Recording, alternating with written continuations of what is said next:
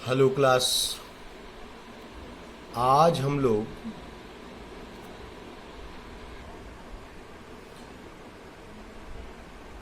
लोग दो वाष्पशील द्रवों के लिए राउल्ट का नियम पढ़ेंगे। राउल्ट ने दो वाष्पशील द्रवों के लिए क्या नियम दिया है उसके संबंध में आज हम लोग बात करेंगे। दो वाष्पशील द्रवों के लिए राउल्ट का नियम। अभी ये डायग्राम अपने सामने है। यहां दो द्रव हैं, द्रव ए,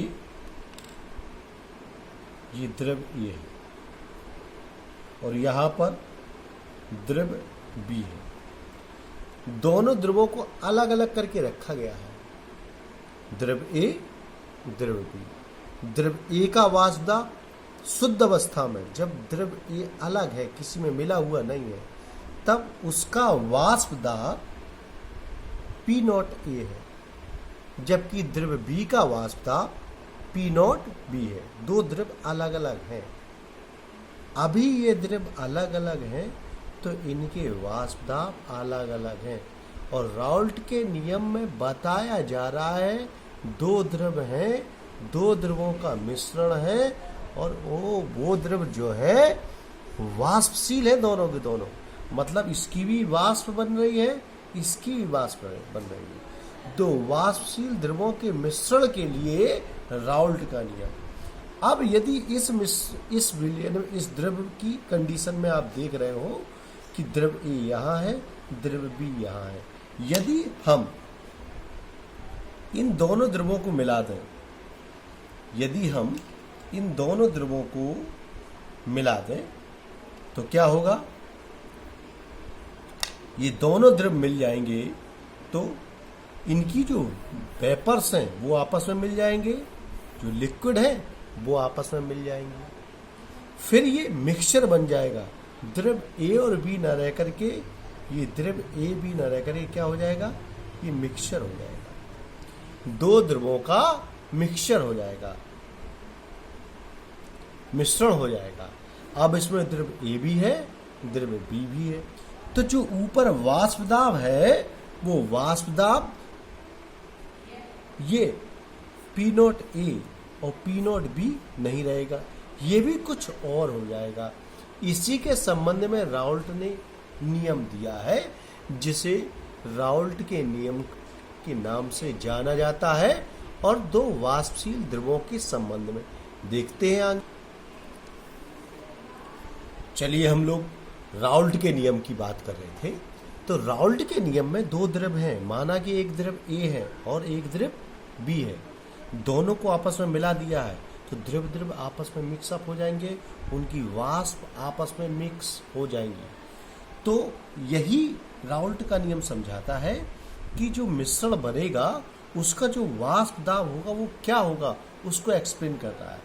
तो राउल्ट ने इस संबंध में कहा है कि दो वाष्पशील द्रव कैसे होनी चाहिए? वाष्पशील, दोनों की वाष्प बननी चाहिए, ए की भी बननी चाहिए, बी की भी बननी चाहिए। दो वाष्पशील द्रवों के मिश्रण का कुल दाब, मिक्सचर का कुल दाब, ये मिक्सचर का कुल दाब यानी पी ऑफ मिक्सचर, मिक्सचर का कुल दाब जो है निश्चित ताप पर अवयवी द्रवों के आंशिक वाष्प दाबों के योग के बराबर होता है। मिश्रण का कुल दाब निश्चित ताप पर अवयवी द्रवों के आंशिक वाष्प दाबों के योग के बराबर होता है। आंशिक वाष्प दाबों के योग के अवयवी द्रव कौन कौन है? ए का आंशिक वाष्प दाब क्या है और वी का आंशिक वाष्प दाब क्या होगा, उसके योग के बराबर होता है। इसके लिए हम लोग एक फॉर्मूला लिख सकते हैं।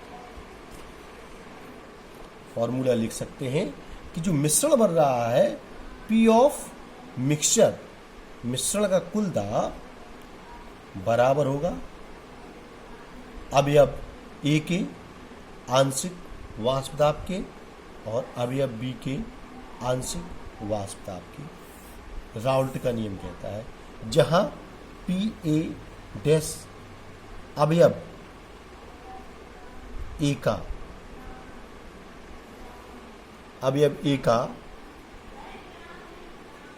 आंशिक वाष्प दाब और P डैश बी होगा अवयव B का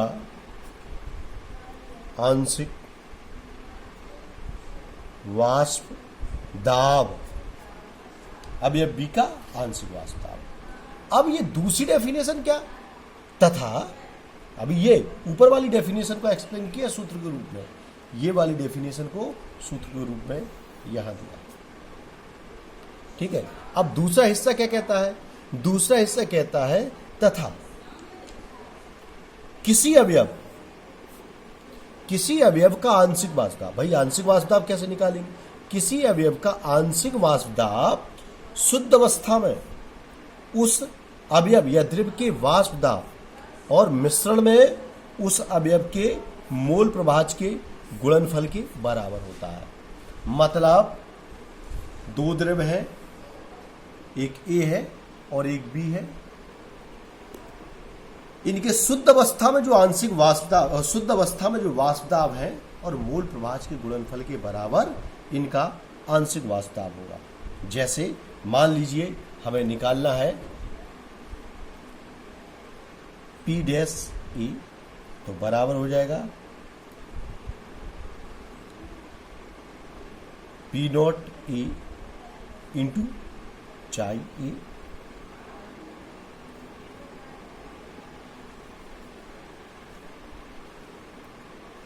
P डैश B बराबर P नॉट इंटू चाई B।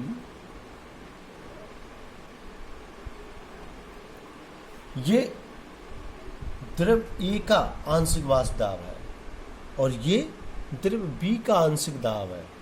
द्रव्य A का आंशिक वाष्प दाब, द्रव्य B का आंशिक वाष्प दाब निकालने के लिए अब यहां ये वैल्यू उठा करके हम इस इक्वेशन में रख देंगे, तब क्या हो जाएगा,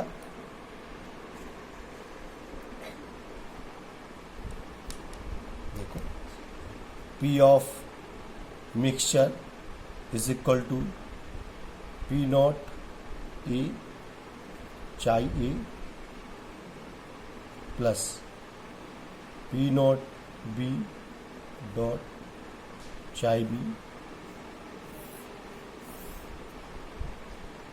मतलब मिश्रण का मोल प्रभाज अवयव A के शुद्ध अवस्था में वाष्प दाब और उसके मोल प्रभाज का गुणनफल, अवयव B का शुद्ध अवस्था में वाष्प दाब और उसके मोल प्रभाज के गुणनफल के योग के बराबर। ये पूरा का पूरा ये जो देख रहे हो ना, ये अवयव A का आंशिक वाष्प दाब है और ये पूरा का पूरा अवयव B का आंशिक वाष्प दाब है। A की जगह पे हमने ये रखा है, B की जगह पे P डैश B की जगह पे ये रखा है। ये कहाँ से आया, ये आंशिक वाष्प दाब है A और B के, जहां लिख सकते हैं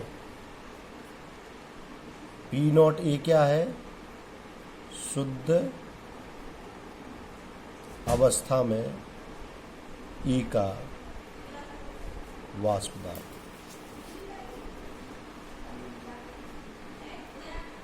शुद्ध अवस्था में E का वाष्प दाब। P नॉट B क्या है, शुद्ध अवस्था में V का वाष्प दाब। चाई A क्या है, मिक्सचर में अवयव E का मूल प्रभाज। चाई B क्या है, मिश्रण में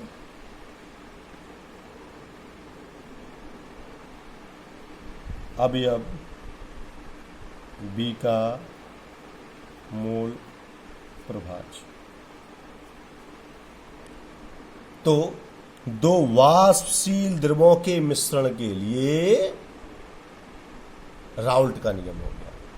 मान लीजिए दो द्रव है, एक एथिल अल्कोहल है, एक मेथिल अल्कोहल है, तो शुद्ध अवस्था में एथिल एल्कोहल का वाष्प दाब क्या है, शुद्ध अवस्था में मेथिल एल्कोहल का वाष्प दाब क्या है, जो मिश्रण बना रहे हैं उसमें एथिल एल्कोहल का मोल प्रभाज कितना है, मेथिल एल्कोहल का मोल प्रभाज कितना है, टोटल कर दीजिए, मिश्रण का वाष्प दाब आता है। ठीक है, ये राउल्ट का नियम है दो वाष्पशील द्रवों के लिए। जब दो द्रव हों मिश्रण में, दोनों के दोनों वाष्पशील हों, तो राउल्ट का नियम इस प्रकार से काम करता है। ये मोल प्रभाज कैसे निकालेंगे, अब ए का मोल प्रभाज निकालेंगे।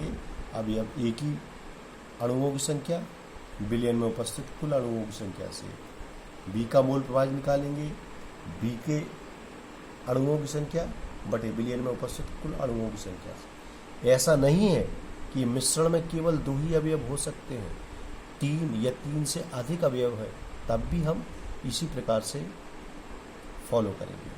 पी ऑफ मिक्सचर, ये नियम कोई और नहीं है, हम लोगों ने फर्स्ट ईयर में डाल्टन की आंशिक दाब का नियम जो पढ़ा है ना, किसी गैसीय मिश्रण का कुल दाब अवयवी गैसों के आंशिक दाबों के योग के बराबर होता है। यहाँ अवयवी गैसों की बात हो रही है। अवयवी गैस क्यों आ रही है भाई, ये द्रव है, लेकिन ऊपर तो इनकी वाष्प मिलेगी ना, वाष्प ऊपर आपस में मिक्सअप हो जाएंगी, द्रव नीचे आपस में मिक्सअप हो जाएंगे। जब तक द्रव सेपरेट रहे थे तब तक उनकी वेपर्स भी सेपरेट रहेंगी। अब चूंकि वो द्रव आपस में मिक्सअप हो गए तो उनका वाष्प दाब भी मिक्सअप होकर के कुछ भिन्न हो जाएगा। ठीक है, तो ये राउल्ट का नियम था दो वाष्पशील द्रवों के संबंध में। यदि किसी विद्यार्थी को कोई प्रॉब्लम हो तो अपनी बात भेज सकता है।